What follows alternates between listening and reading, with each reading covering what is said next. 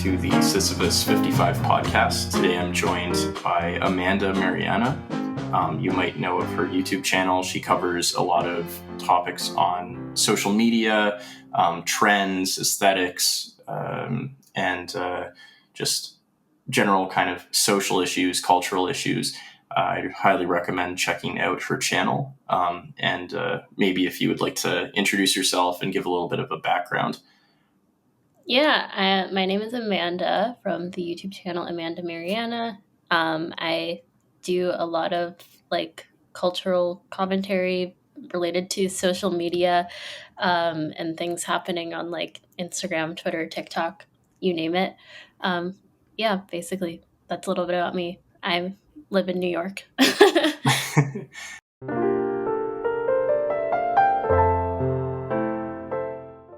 This video is sponsored by Babbel. Recently, I've been planning to travel to Patagonia, a beautiful region shared between Argentina and Chile. Although I'm obviously excited about seeing the beautiful sights, meeting new people, and immersing myself in the culture, I'm also a little worried. It's been a while since I've needed to use any Spanish, and I badly need a refresher. Sin embargo, recientemente he estado utilizando Babbel, an app that offers a diverse set of methods including podcasts, games, and lessons. Babbel has amazing lessons that allow me to continually improve my spelling and grammar. The lessons are planned based on your own pace, and you're also provided with constant refreshers and reviews so you can stay on track. Clara me está ayudando con el equipaje. For an additional price, you can also sign up for live virtual classes that are taught by certified teachers and help with maximizing speaking practice. After reflecting on the past year, I recall that one of my main goals was to retain and improve my Spanish for my trip to Argentina. After a few different strategies, I finally found that Babbel helped me overcome the challenge of actually committing daily to learning Spanish because it was so rewarding. Click the link in the description or scan the QR to get 60% off your subscription, and tell me down below which language you would like to learn. So I guess before we begin, I'm kind of wondering how you got into YouTube and specifically the direction you took in discussing some of these topics, because it seems like you have like a very substantial, educated background in discussing kind of cultural issues. Yeah, I started my YouTube channel in 2012 when I was 12. And I first started it as kind of I was kind of imitating beauty gurus, OG beauty gurus at the time, making outfit of the day videos and get ready with me stuff like that. So that's how I started my YouTube channel. And at first, my mom was pretty against it. She was like, "You can't show your face on the internet, someone will kidnap you." So I kind of made videos a little bit on and off throughout middle school and high school, but then I started being a lot more consistent with it when I started making this college related content. So when I was a senior in high school, I really knew I was if I make a college decision reaction video, I'm it's gonna put me on the map. I'm sure of it. It's I had less than 1,000 subscribers, and I had been doing my channel for 5 years. Not that I was trying to be a professional YouTuber, but I was just I don't know. Everyone obviously wants attention when you're on the internet, so I thought that'd be a really great video to get views from. So I remember doing that, and that did bring a lot more views to my channel, and essentially kind of shifted my the direction of my channel to being sort of a college YouTuber. And so I made a lot of videos and I did my college decision reaction, and I ended up choosing to go to NYU. And that's a super popular school in pop culture and everything. So it was and actually when I really think about it, I mean, I almost went to a different school. I went to I almost went to a state school, but I really, really wanted to go to NYU because obviously it's in New York City, and that's super cool. And I always wanted to move to New York City. But I was also I was thinking, and I was the views are not going to be the same for NYU vlog versus my state school vlog. It's not going to be the same views.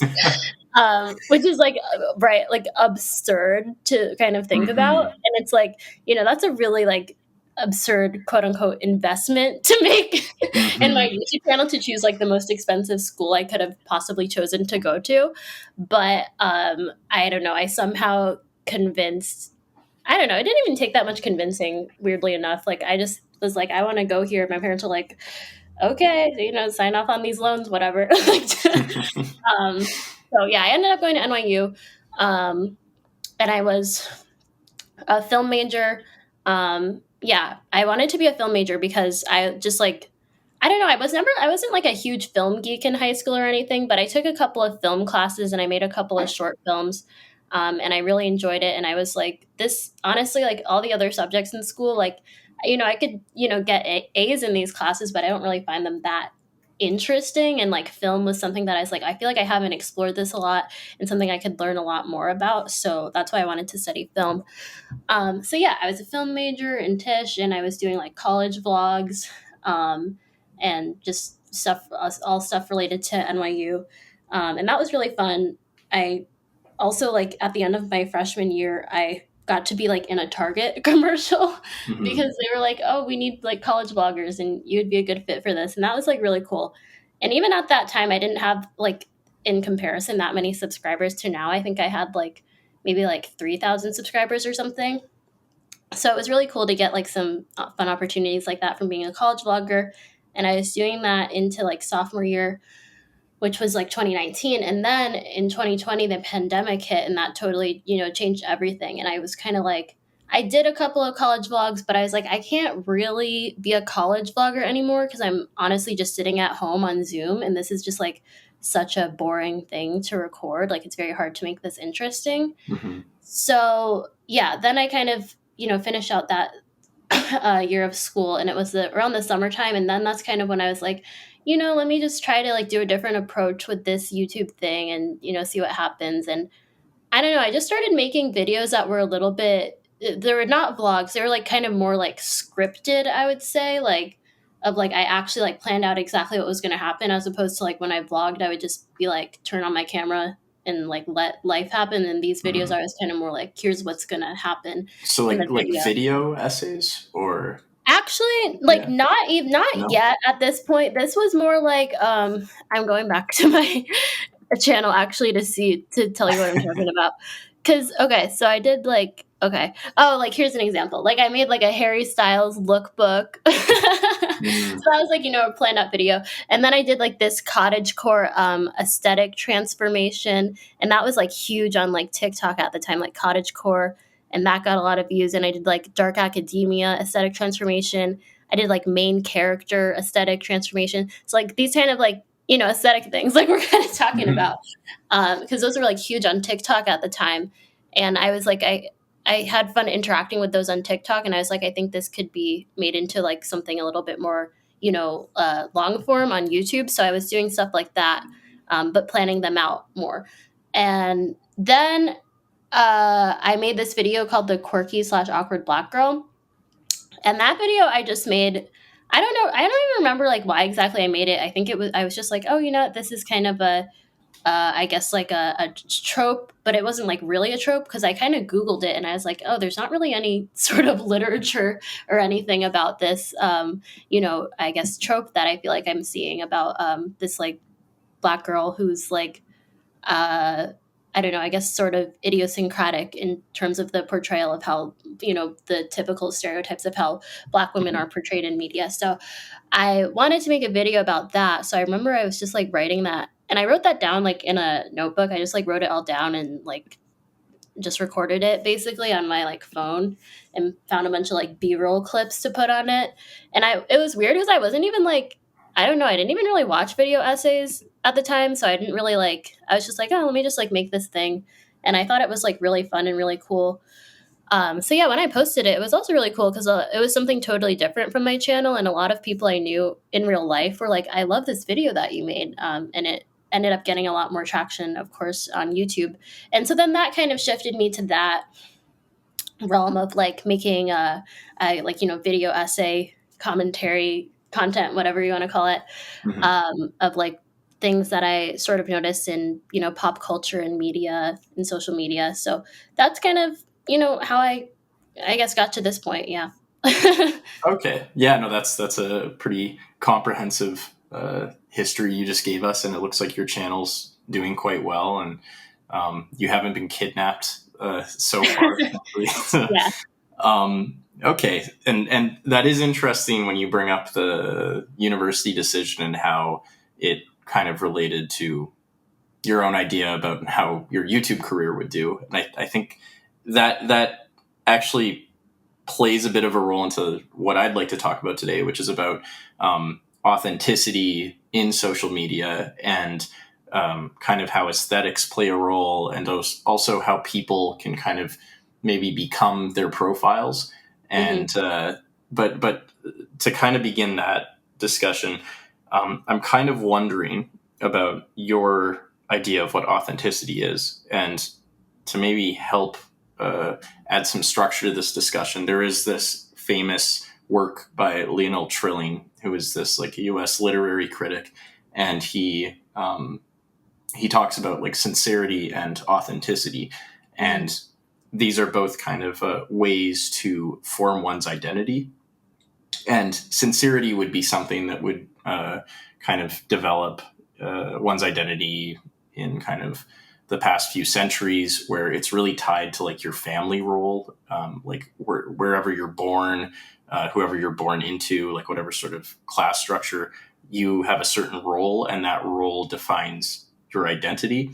And he says that there's a shift from sincerity to this idea of authenticity that I think it's really popular. It's in a lot of movies and books, and it's this idea that you kind of become yourself, or you discover yourself, and you're not initially born into a certain authentic role. You might be born into a sincere role, but you actually have to actively become kind of who you are. And Hmm. that idea of also staying true to oneself. I'm kind of wondering how you might define authenticity, especially in terms of like nowadays with social media. It might be a bit more of a blurry definition, but Yeah, totally. I feel like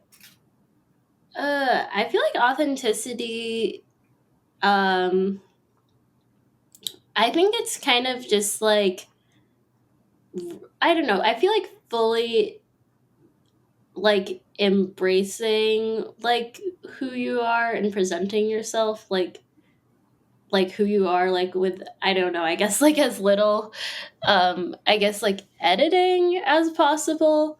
I think mm, that's kind of how I would define authenticity. But yeah, it's like totally, I guess like outside, like even just outside of the internet, like if you're defining it, like how do you be like authentic and in real life, is, I don't know, I guess just like kind of like saying how you feel. And yeah, I guess like, I don't know, I guess it's kind of a big question. yeah, no, it's not an easy question, because even like the idea of saying how you feel, there's the whole kind of device of anonymity on the internet, where people can literally be who they are not, like present Mhm. themselves as completely different people, have different profile pictures. But because they're anonymous, you could make the argument that they are really saying how they feel. Like they're acting more authentically in a public space than they would kind of actually presenting themselves as they are. And Mhm. so even then, there's like already kind of a, this is kind of what I mean by maybe the internet kind of starts to blur the sort of traditional ideas of authenticity a little bit. Yeah, it's no, because yeah, when you put it like that, I didn't really think about, I guess like the anonymity aspect of it. Um, but yeah, I don't know. I obviously like, I think sometimes, well, in some contexts, anonymity can be used like, as in trolls and stuff, as Hmm. a way to like, spread hate and vitriol without any sort of filter to it. But I do think sometimes it can be a tool for people to be, very vulnerable. Like, when you see people like asking for like advice on Reddit, like they're like, Hmm. I don't know, giving people like their whole, like all these intimate details of their life and whatever to like random ass strangers on the internet, because they don't have their like face attached to it. So they're like, I can just fully, express how I feel and not, be judged by it. So I feel like there's definitely like two sides to that authenticity anonymity coin. I think there's like a Mm-hmm. good side to it and also like a negative side. Like there's a side for vulnerability and there's like a side for like I think being like completely selfish in that like you won't have your face attached to whatever you say so that you don't consider how other people will feel. Yeah, no, I do like the example of Reddit because it's probably one of the only spaces, and it might not be like this for very long, but people aren't trying to. It's not very monetized generally. I know you can buy Mm. like profiles and stuff, but people are usually like posting things on there out of like at the very most they get like internet points for it, but they don't actually get any real like monetary value. So it's a bit more of an authentic space, I guess. But you're also right, like trolls and kind of hateful people, they can go online and they can express views that are hateful. But also, I do wonder, um, at least in my opinion, there's definitely like an ugly side to human nature, and these people could also just be acting authentically. It's just that maybe we tend to see authenticity as a purely like positive expression, Mm. but it could very well be that sometimes people are acting authentically and it's in a very antisocial way.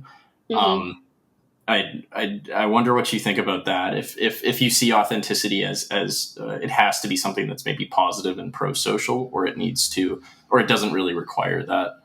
Yeah, no, that's interesting because also when I think about it, I feel like the idea of authenticity has kind of been like sort of, I guess, commodified. I don't even know, like probably not just like in the past like whatever 2 years or whatever, but like I don't know.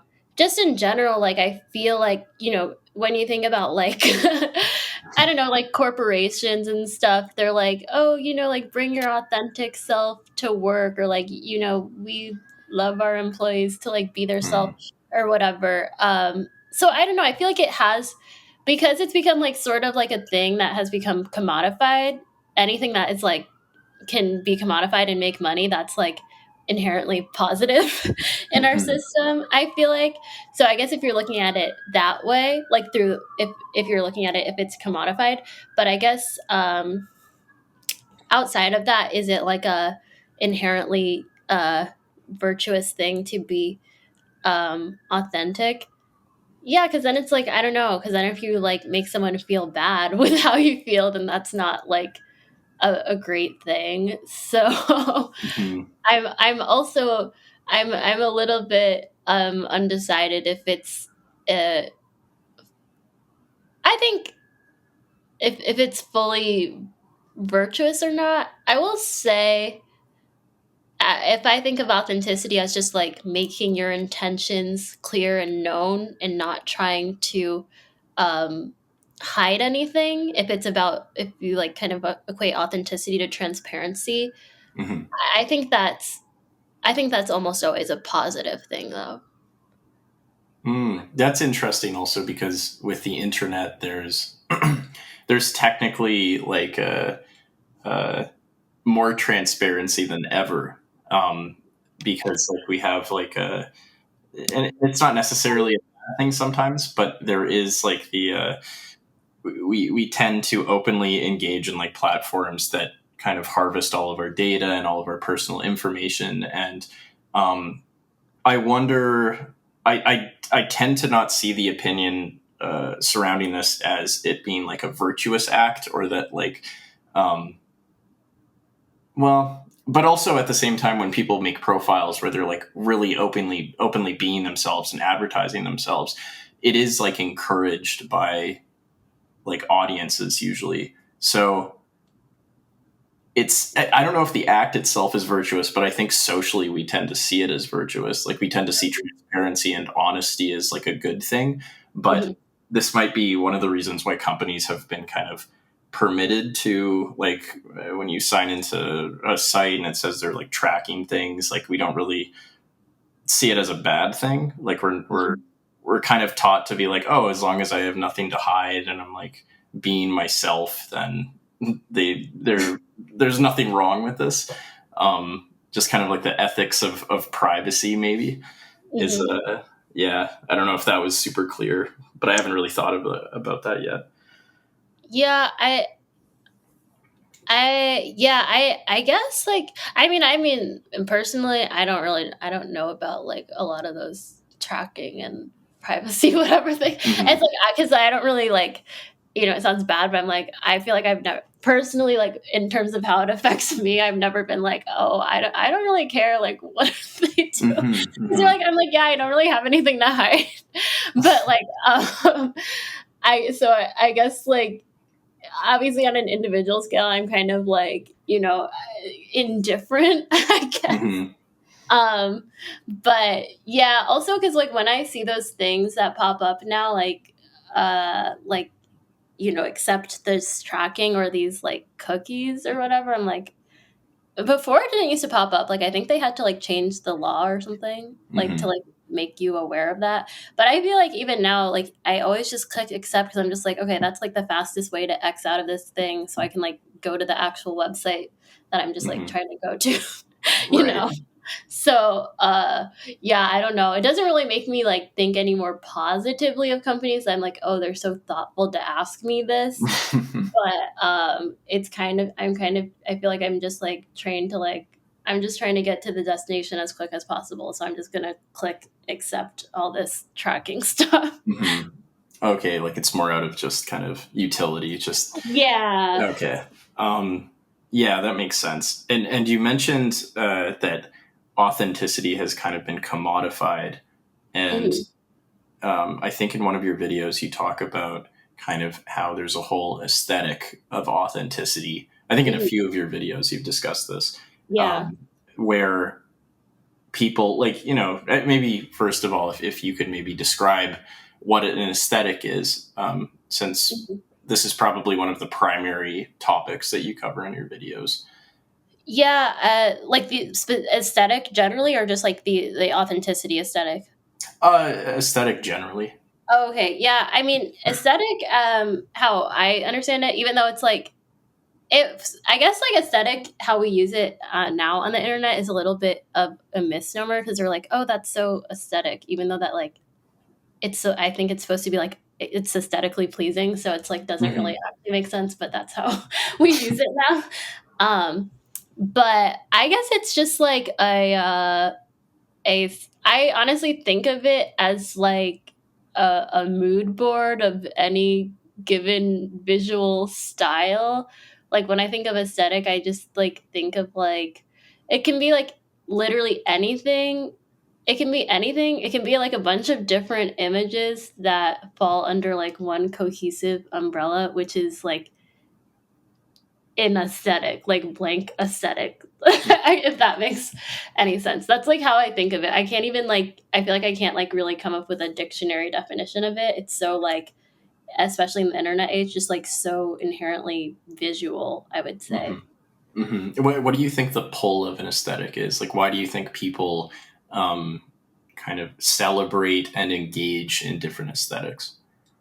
Um, I, I feel like I think it's like satisfying to see a collection of images that are all like they're different, but they're not exactly the same thing, but they, like, look like they're from the same place, or they look like Hmm. they have the same sort of veneer on them. I think to, like, see, like, sort of a collage or a mosaic of things that are not exactly alike, but they still somehow go together, I think it's just, like, satisfying to, look at that, to have, like, this, like, visual harmony, but that it's not completely homogenous. So I think like within any aesthetic, there's different things, but they still just like fall under, like I said, the same umbrella. So I feel like that's what makes it like really satisfying to look at. And then it's like if you can sort of like fit an image of yourself under that umbrella, it feels like I don't know, like really cool. Like I remember when I was like kind of in that 2014, like trying to be in that, Tumblr sort of aesthetic era. Like Hmm. if I took like a really cool picture and I'm like, oh my God, this looks like it could be on like a really cool Tumblr blog. Like it felt very satisfying to me. Hmm. Yeah, I've never heard of that definition of there's like kind of completely seemingly different components that wouldn't relate to each other, but because they have this like common reference point of like a goth aesthetic or a I don't know, preppy aesthetic, that it kind of brings them all together, and then it also offers that space for you to engage in it and Mhm. potentially like recreate it or just I don't know, be a part of it in some way. That makes a lot of sense, and I kind of wonder when it comes to the authenticity aesthetic, what is that? What is that kind of thing that's drawing in all of these seemingly different parts? Like I'm thinking of when people just like on Snapchat, for example, or even like Be Real, like Mhm. all of these different pictures. There's like certain you can take a picture of anything, and Mhm. it might not necessarily fall under the authenticity aesthetic, but it's kind of how the image is taken. Mhm. It's the fact that it's like spontaneous, or maybe the lighting is poor, or Mhm. there's something almost kind of ugly in a very kind of banal way about the image. I kind of wonder, Mhm. like, what do you think are the traits of the authenticity aesthetic? Yeah, I think it's totally like you said, like it can be the image when you like see visual signifiers of a Snapchat, like when you have that like black text on it. I think that can be a signifier, or just like the how the Be Real framing is, or even now like the point 0.5 lens. People love using that because there's sort of this like uh imperfectness about it. It like makes you look like it makes your forehead look really big and your legs look really small or whatever. Um, and, and like film photos now, I feel like that's another like signifier of like the authenticity aesthetic. Film photos, even like digital photos, right? Hmm. uh I think, yeah, all those types of, I mean, I'm kind of describing like mediums, because like you said, it could really be anything, but if you like put it in that medium, it totally changes, I feel like, the, I don't know, I guess like the context, or even like the perceived intention of the picture. Like, for example, what I think about a lot is like, think of a picture like that you took like with a digital camera, like, or not digital camera, sorry, disposable camera. And then like think if you took like the same exact thing in the same exact angle and position, if you did like portrait mode, like that is like portrait mode versus like that digital or that disposable camera thing, Hmm. like that's like totally different vibe. It's like nobody like in like the Gen Z authenticity Instagram aesthetic, nobody is posting a portrait mode picture. Like that's giving like Facebook mom, dad, like Hmm. So I feel like the medium of it, at least right now, matters a lot. Hmm.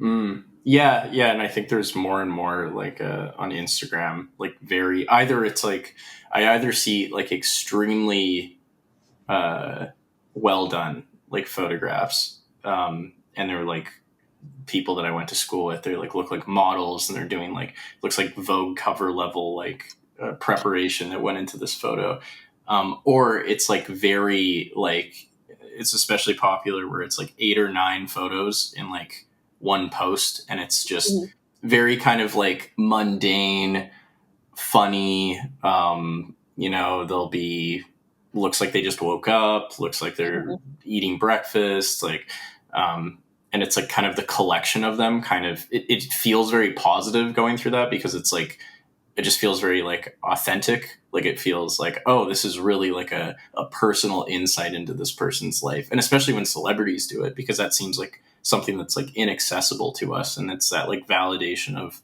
maybe like, oh, this person is lives like me. Which is, I don't know, maybe that's kind of sad, uh, but, and I guess I'm kind of wondering like, those are like there is that feeling of authenticity, but the fact that they're still like taking photos and like they're preparing these photos and there's like some thought put into it, do you think that kind of takes away from the authenticity in some way? Like they're not really authentic. They're like planned under the guise of authenticity. Mm. I think like definitely sometimes it can, and I think there's like also I think like with those sort of like photo dump like aesthetic type pictures that you see Mm-hmm. um that people post, I don't know, I feel like also or at least with the like celebrity ones, for example, I feel like there's when they do like the photo jumps, it's like there's still, even though it feels relatable, there's still that like sort of twinge of aspirationalism, just like given how their surroundings look like Mm-hmm. compared to maybe the average person. Like oh my god, this is like something I just remembered because I'm looking at my like there I remember on TikTok I saw this idea of like poor people lighting, which is just like that, sort of like ugly yellowish like boob light that like comes in whatever every standard house.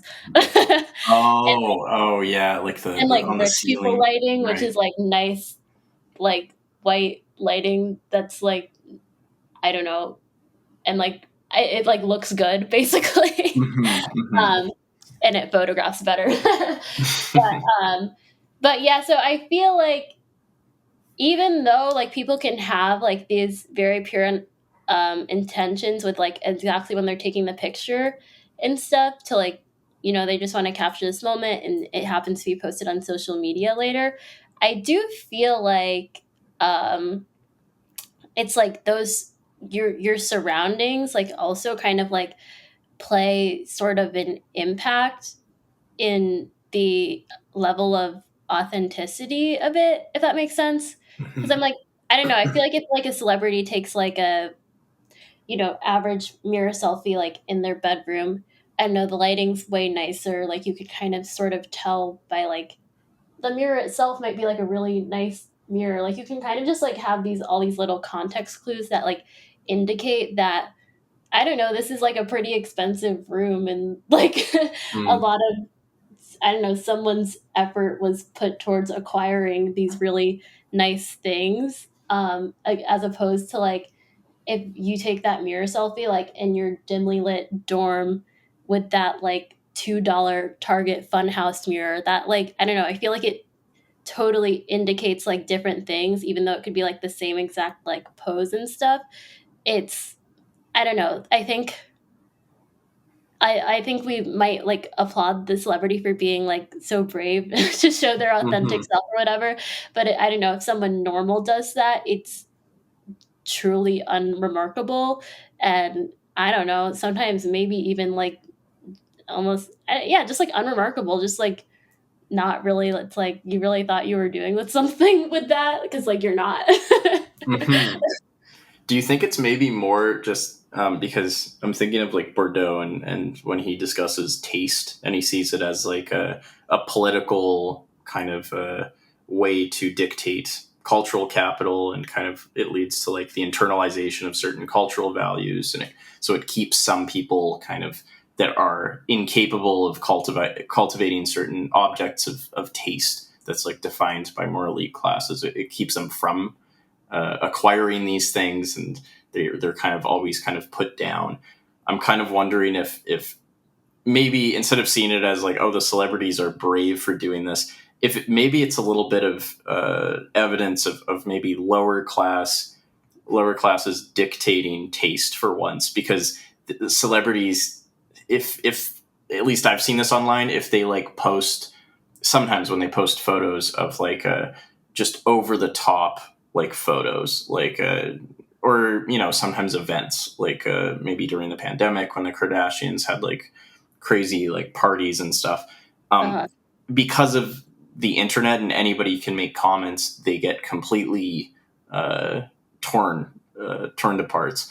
um, that maybe it's now the elite classes have to kind of bend a little bit and at least try to recreate this sort of like this kind of lower class taste, which is like the authenticity aesthetic. mhm. but they can't quite do that because like what you said, like their surroundings are still just so inaccessible to us. So even if it's like not as good lighting or like not as good of a medium being used to take like a photo of a celebrity like in their bedroom, you can still see that the bedroom itself is like, millions of dollars, and there's no way anybody could um, achieve that. Like, do you think it's maybe like thinking of it in that way might change? Yeah, Maybe seeing it as maybe a bit more of a positive.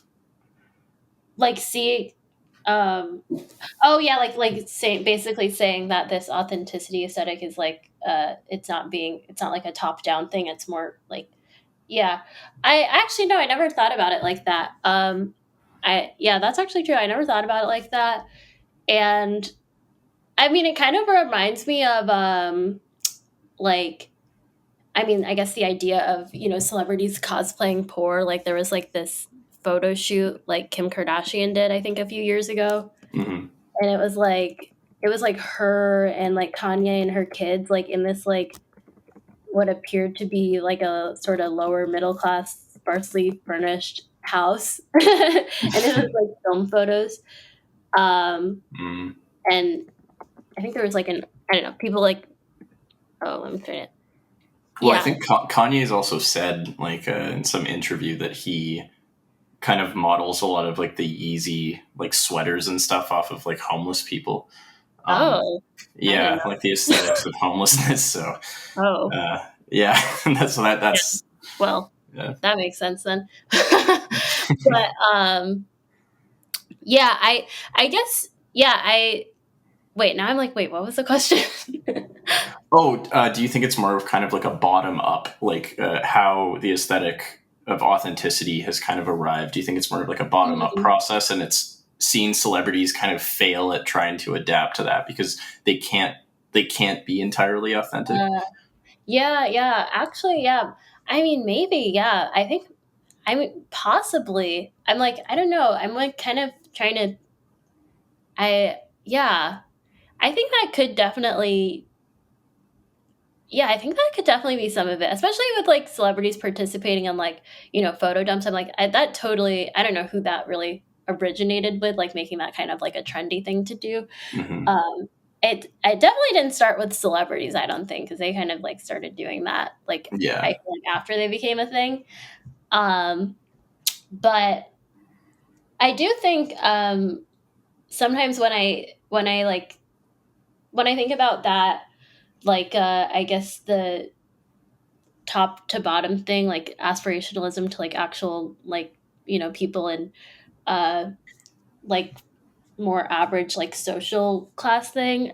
I Hmm. feel like sometimes like people like influencers who are like sort of like they're not like really a celebrity, but they have still a little bit more aspirational life and surroundings than the average person. I feel like that can definitely kind of be a sort of I don't know, I guess like an influence on this sort of like like aesthetic and sort of like popularizing like I don't know the idea of like effortlessness and stuff. I feel like that they also kind of maybe play a little bit of a role in that.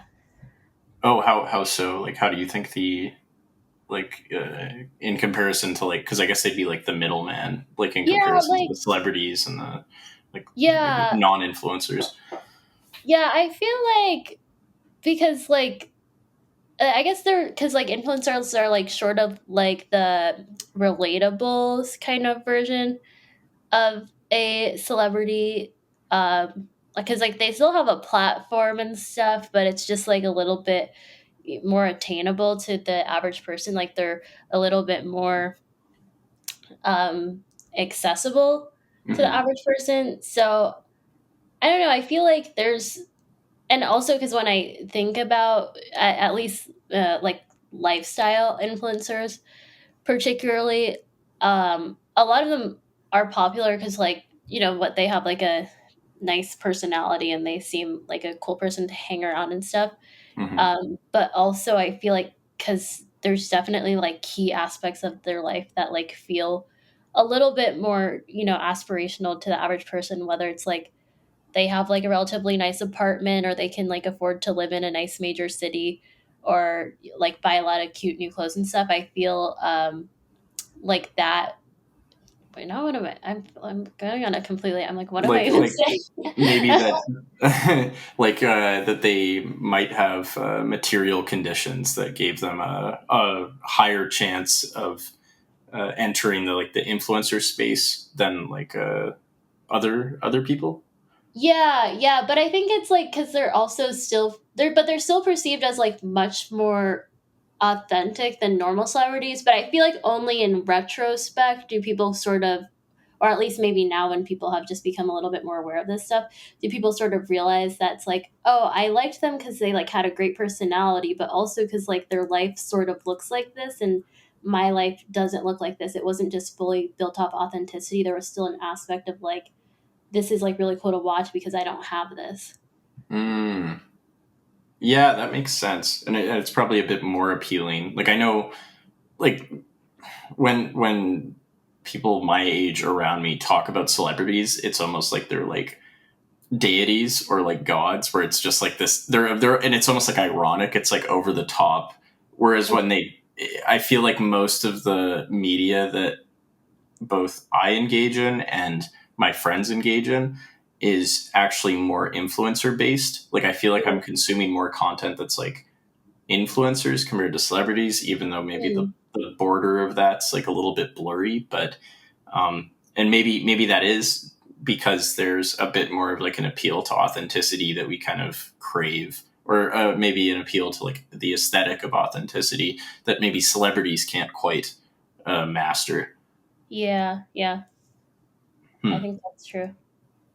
And uh, going off of like authenticity, I recently talked to. He was a philosophy professor at University of Macau. He also has a YouTube channel, Carefree Wandering, Hans Jörg Muller, and he talks about this a lot. He also talks about sincerity and authenticity and how people form identities online. And he says that there's kind of a third new way of creating someone's identity or creating your identity, and it's through profiles. And he calls it prophylicity. And Mm. it was when you told me about the New York University decision, I thought that that was very relevant because his whole argument is that we don't actually care about authenticity anymore. Like we might be drawn to it, but a lot of our behavior and actions are actually based on constructing and propagating our profile. And our Mm. profiles they don't necessarily need to be authentic. And it was it's interesting like that you bring up like a potentially life changing decision, going to like choosing a university, and how your and this is probably reducing the situation. This is probably not the only factor that led to it, but it seems like a decent amount of emphasis was placed on um, will this life decision impact my profile versus will this life decision impact my idea of who I am. And his whole argument is that that's basically been the case for a couple decades now. Is especially with online media that we really are just overtly concerned with profiles. And he doesn't think this is entirely a bad thing. I Mm. kind of wonder what you think of that. Yeah, I think that's it's super interesting. And also, yeah, I mean, even though it does sound, so obviously simplified to say I chose to go to a certain university because it will like look better on my YouTube channel, like obviously there's like other indicators and stuff. And I also just also ignorance, I would say too, because I was like not aware of how student loans work. And, the cost of all that, but Right. I quickly learned. But yeah, I think it is really interesting, and I I also still think about that even now. Like I live in New York, and I always wanted to live in New York, especially because I used to watch a lot of shows that were like based in New York City, and always kind of romanticized it from those. And Hmm. I also think about it, and I'm like, I mean, I honestly don't have a strong desire to move anywhere else, but even though it would be, obviously nice to maybe live somewhere with a lower cost of living and stuff, Hmm.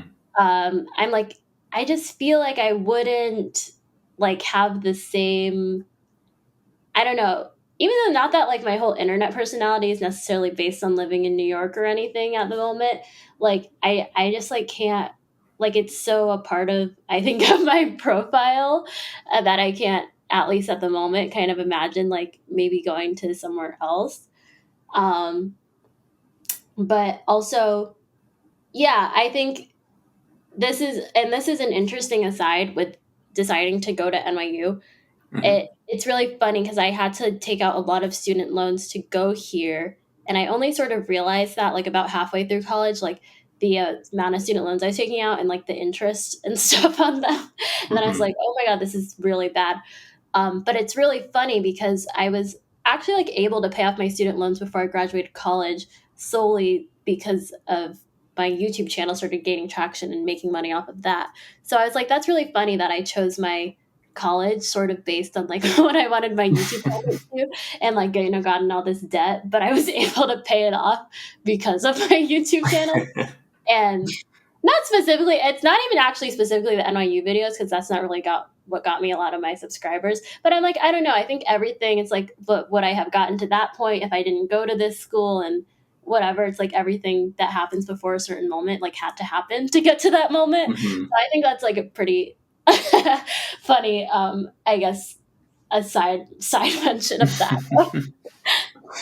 Yeah, well, I mean that's good to hear. 'Cause I'm Canadian, and we like I had to take out some student loans, but like my American friends, I couldn't even imagine the cost of education there. It sounds crazy sometimes. I genuinely get kind of like I can't believe it. Oh Especially New York, because the cost of living is on top of the tuition. I'm guessing was pretty yeah, crazy. yeah, no, it's crazy. I don't even, yeah, it is actually mind boggling to think about.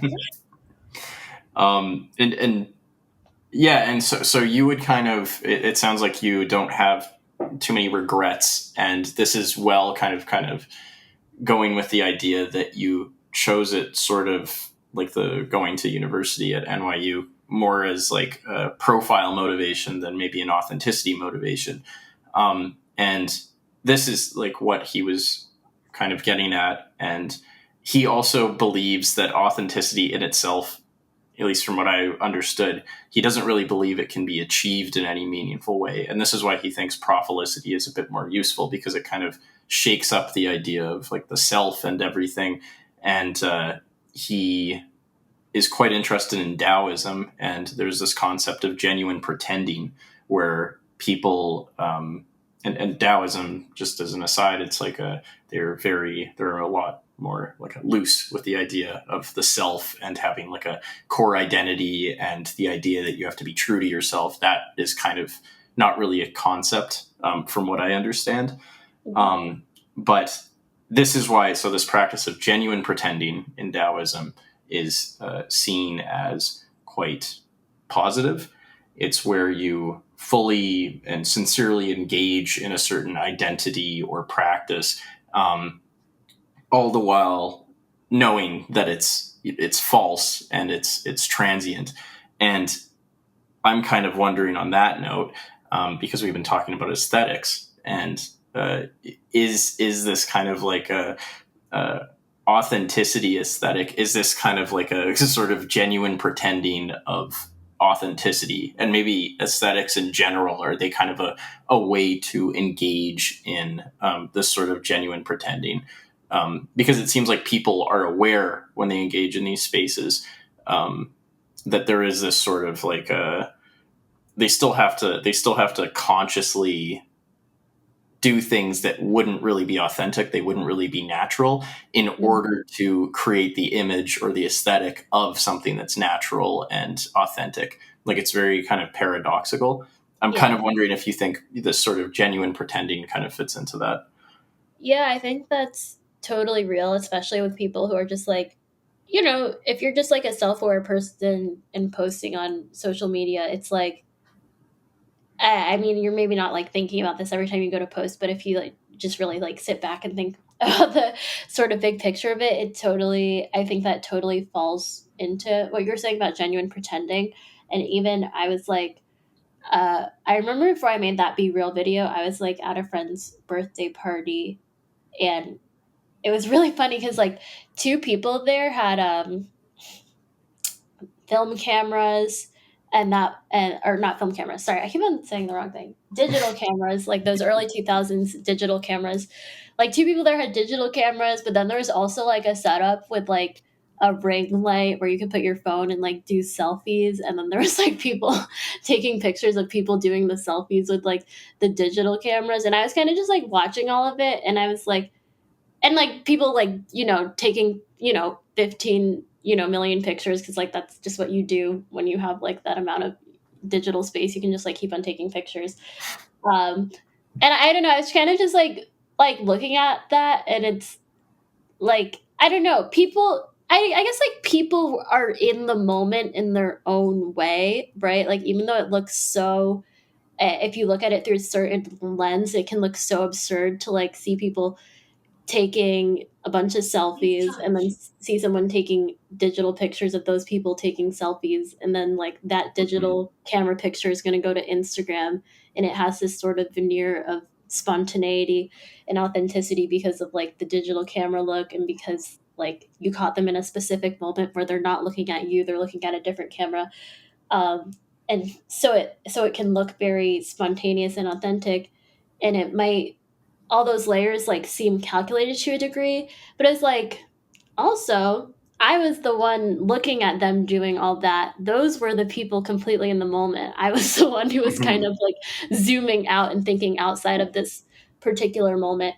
So I think, like you were saying, that genuine pretending, I think, you know, people can Mhm. lose themselves in that and completely enjoy it. And like I have friends who are so, they love taking, you know, candid pictures. Like they're always like having their camera out and take, and they're like, oh wait, you look good here, like let me take a picture of that, or they're just like sneaking pictures of that. And even though I can perceive that as like, you're not living in the moment or whatever, I don't know, I think some people to a degree, like that's just like how they operate. And that's like, that to them is like, you know, it's gotten to the point where that is sort of living in the moment, and to me, I haven't really gotten to that point. So but at the same time, it's like, it's not, it's, yeah, it's not coming from any sort of, I feel like, sinister intentions. They're just like, oh, this looks really cool and I want to take a picture of it right now. So it's like, I think that is sort of genuine pretending. Mhm. Yeah, no, that definitely makes sense. I guess on that note, and because we've already talked for almost an hour, I'm kind of curious what your thoughts are on how young people should kind of engage with social media and interact with social media. Are there certain things with like aesthetics and trying to be authentic and following influencers that are demonstrating themselves as authentic? If there's maybe some things people should keep in mind when they're online. Yeah, I think that like, I think how to go about like navigating authenticity online. I mean, I think like one of the rules of navigating authenticity, if you want to follow being authentic, don't like facetune yourself. Don't like edit your body to be changed into a shape that it's not. I mean, Mhm. I don't know, whatever. Use Visco, like use filters. I use that. But I feel like that's one thing that you definitely like don't really need to do, because that doesn't really help your psyche or anyone else's. But Mhm. I don't know. I think just also, of course, realizing, you know, people's, you know, photo dumps and stories and whatever. It's all, you know, obviously to a degree curated, Mhm. and it doesn't, you know, you can never get a full scope of the story. I think that's like really important. And then also, I think another thing is that when you are posting, I feel like it's important to like, I guess, I mean, this sounds like so like deep or whatever, like ask yourself why you're posting this. And I mean that by like, I don't know. I guess like I mean those things that are like sort of when you're like posting like sort of intimate things, sort of like those Finsta type posts, like ask yourself why you're posting it. Because Mm-hmm. I used to have a Finsta. I don't have one anymore actually. Um, but I used to have a Finsta, but I have the close friends stories now, and sometimes I'll post things on there. But they're all generally things that are like, I guess, like lighthearted, positive things. But sometimes people like use their, their Instagram, like their like private Instagram or Twitter or TikTok or whatever to sort of vent and stuff.